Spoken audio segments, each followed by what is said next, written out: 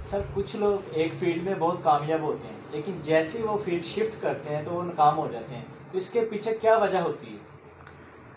एक फील्ड में कामयाब होने का मतलब होता है कि उस बंदे में पोटेंशियल है, पैशन है, अच्छी प्लानिंग है, लेकिन ज़रूरी नहीं होता कि दूसरे फील्ड में भी वो वैसा ही परफॉर्म करे। हम एक्चुअली ये देख रहे होते हैं कि ये बंदा उधर कामयाब है तो इधर भी कामयाब होगा। एक आदमी था, उसने एक दिन अपने बेटे को बुलाया और कहा कि बेटा, मैं तुम्हें एक बहुत ही यूनिक चीज़ देना चाहता हूँ। तुम चाहो तो इसको बेच भी सकते हो, तुम चाहो तो इसको यादगार के तौर पर रख भी सकते हो। तो उसके बेटे ने कहा कि जी ठीक है। अब अपने बेटे को अपने कमरे में बुलाता है और एक सेफ़ खोलता है, सेफ़ के अंदर से एक बॉक्स निकालता है और उस बॉक्स के अंदर एक वॉच होती है, घड़ी। तो बड़ा सा साइज़ होता है, काफ़ी पुरानी लगती है। तो बेटा देख के थोड़ा मायूस हो जाता है। तो उस बेटे का वालिद उसको बताता है कि ये घड़ी आपके दादा को परदादा से मिली थी और दादा से मुझे मिली थी और मैं आगे तुम्हें दे रहा हूँ, और ये कम से कम भी कोई 200 ईयर्स, यानी कि 2 साल पुरानी घड़ी होगी। तो वो बेटा बजाय खुश होने के मायूसी का इजहार करता है कि मैंने इतनी पुरानी घड़ी का क्या करना है। तो वो ये डिसाइड करता है कि जी मैं इसको बेच ही देता हूँ, मेरे तो ये काम की नहीं है। तो उसका फादर उसको कहता है कि ठीक है, मैंने तो पहले कहा था कि तुम इसे बेच भी सकते हो और यादगार के तौर पे रख भी सकते हो। तो वो लड़का पहले एक वॉच मेकर जो घड़ी बनाने का काम करता है उसके पास जाता है, उसको वो घड़ी दिखाता है कि मैं घड़ी बेचना चाहता हूँ। तो वो वॉच मेकर उस घड़ी को पकड़ता है, एनालिसिस करता है, देखता है। तो वो कहता है जी ये बहुत पुरानी है, तो मैं इसकी बहुत ज़्यादा कीमत नहीं दे सकता, सिर्फ $2 की मैं रख सकता हूँ। तो वो लड़का कहता है कि नहीं, $2 की तो मैं नहीं बेचूंगा। वो उसे घड़ी वापस ले लेता है। उसके बाद वो एक शॉप पे जाता है, स्क्रैप शॉप कह लें, जहाँ पे वो पुरानी चीज़ें टूटी हों या ठीक हों, मतलब जो पुरानी चीज़ें हैं वो उसकी ख़रीदो फरोख्त करता है। वो उसके पास जाता है लेके कि इसको भी मैं चेक करवाता हूँ। वो जब घड़ी उसको दिखाता है तो वो उसकी हालत देख के, साइज़ देख के कहता है कि इतनी पुरानी चीज़ें हमारे किसी काम के नहीं और ये तो बिकेगी भी नहीं, तो मैं तो इसको $1 में भी नहीं रखूँगा।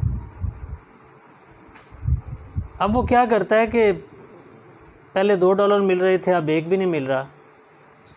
फिर उसके ज़हन में एक आइडिया आता है कि क्यों ना कुछ शॉप्स होती हैं, एंटीक शॉप्स, जहाँ पे पुरानी पुरानी चीज़ें उन्होंने नुमाइश के तौर पर रखी होती हैं, तो मैं वहाँ भी एक दफ़ा ट्राई करता हूँ। अब जब वो लड़का वहाँ जाता है और वहाँ पे वो वॉच देता है, वो जो वहाँ पे उस एंटीक शॉप का मालिक होता है, वो जब उस घड़ी को देखता है तो वो देख के करता है, वाओ क्या बात है, ये तो बड़ी ज़बरदस्त एक एंटीक चीज़ आप मुझे दे रहे हैं, ये तो प्राइसलेस है, इसकी तो मैं कीमत अदा नहीं कर सकता, लेकिन फिर भी इसको मैं $100,000 में रखने को तैयार हूँ, अगर तुम चाहो तो, मतलब $1,00,000 में रखने को तैयार हूँ। तो उस टाइम पे वो थोड़ा एक दफ़ा हैरान हो जाता है कि अचानक से ऐसा क्या हो गया। तो वो एक दफ़ा घड़ी नहीं बेचता, कहता जी ठीक है, मैं अपने फादर से पूछ के फिर आपको दूंगा। वो अपने फादर के पास आता है तो कहता है मुझे ये चीज़ समझ नहीं आ रही कि एक बंदे के पास गया हूँ, वो $2 में रखने को तैयार नहीं था। उसके अगली शॉप पे गया, उसने कहा मैं $1 में रख लूँगा। तो अचानक से $1,00,000। तो उसका फादर उसको कहता है कि जब तुम एंड पे गए हो ना, एक्चुअली वो राइट प्लेस थी इस घड़ी की। तो बताने का मकसद ये था कि आपकी वैल्यू अपनी राइट प्लेस पे होती है। अगर आप अपनी राइट प्लेस पे नहीं हो, सही जगह पे आप नहीं पहुंचते, तो दूसरी जगह पे आप वो लोग आपकी वैल्यू नहीं लगा सकते। तो जो एक फील्ड की आप बात कर रहे हैं, एक अच्छा फुटबॉलर है तो उसकी वैल्यू उसी फील्ड में है। वो अगर स्नोकर में आएगा उसकी वैल्यू नहीं होगी। इस तरह से अगर एक क्रिकेटर है बाय नेचर, तो उसकी वैल्यू क्रिकेट में है। इस तरह से अगर एक बाय नेचर आपका एक इंटरेस्ट होता है, इसके ऊपर हमने पहले भी बात कर चुके हैं, तो जिस जगह पे आपका इंटरेस्ट होता है, पैशन होता है, आप कमिटेड होते हैं उसी फील्ड में, और उसकी हमने पहचान भी बताई थी कि वो काम जिसको करते हुए आपको वक्त का भी एहसास ना हो और आप करते थकते भी नहीं हैं, तो इसका मतलब है कि बाय नेचर आप उस फील्ड के लिए बनाए गए हैं। तो उस फील्ड में जब आप जाते हैं तो आपकी वैल्यू है। अब जब दूसरे फील्ड में शिफ्ट करते हैं तो वहाँ पे आपको अपना इंटरेस्ट शायद उस तरह से नहीं आप बना पाते, वो पैशन आप में नहीं होता, वो कमिटमेंट आप में नहीं होती, आप बोरिंग फील करते हैं। तो वो जो आप वहाँ पे डिलीवर कर रहे थे इधर वो नहीं कर पाते। तो इसलिए अगर आप अपनी वैल्यू जानना चाहते हैं तो आपको राइट प्लेस पे जाना पड़ेगा। रॉन्ग प्लेस पे जाएंगे, जितनी भी वैल्यूएबल चीज़ होगी वो लोग उसकी कदर नहीं करेंगे।